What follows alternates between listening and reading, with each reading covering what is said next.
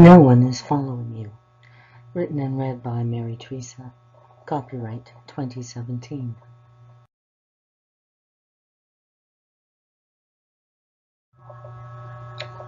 The bus skidded to a stop, halted and abetted by an oak tree. The front door was jammed shut.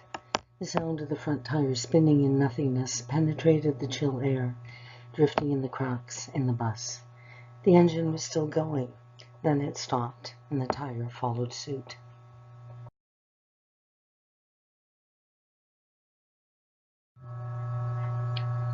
Someone went apeshit on the bus, screaming that he was being followed.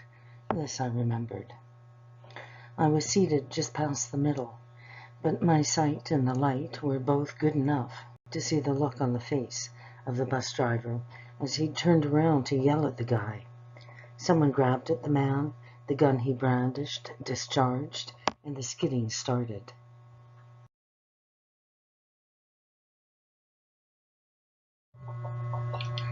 Now there was just the eerie silence of a bus full of dead people.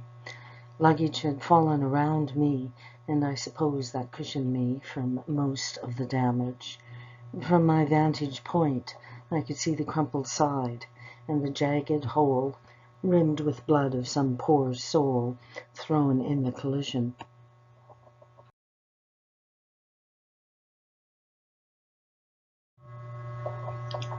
Snow had begun to drift up and over the hole, so I surmised I'd been out for quite a while. The light was not so good anymore, and this had nothing to do with the possibility that my sight was damaged, jabbed by a wayward sack of luggage.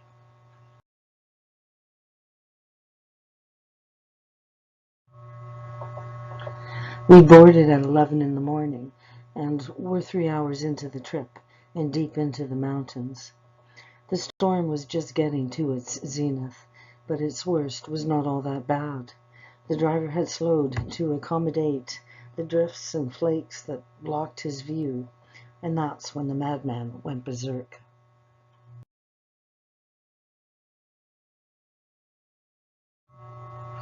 No one's following you, the driver shouted. Then he ordered the man back to his seat. Someone grabbed the man. I remembered that, and I looked to where I remembered it happening, shifting in my seat and finding a new pain that competed with my bloody eye.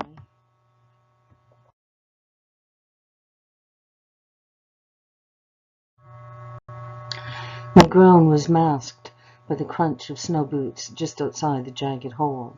A face peered in, to the right, and by the time it panned to the left, my eyes were closed to slits and I was holding my breath. He was not interested in me. He was interested in the man who had fired the gun. And the face found him soon enough.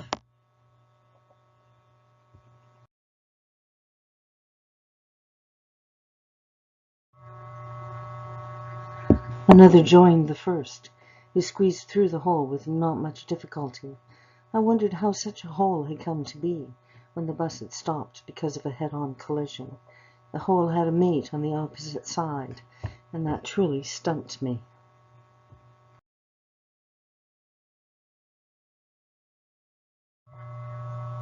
Survivors? The second face asked the first. The first jerked backwards, in my direction. Just the one, he said, but he's pretending to be dead and holding his breath.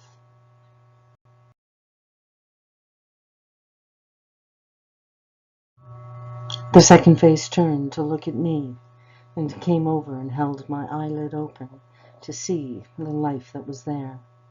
Sorry, mate, he said, and he squeezed my nose and mouth shut.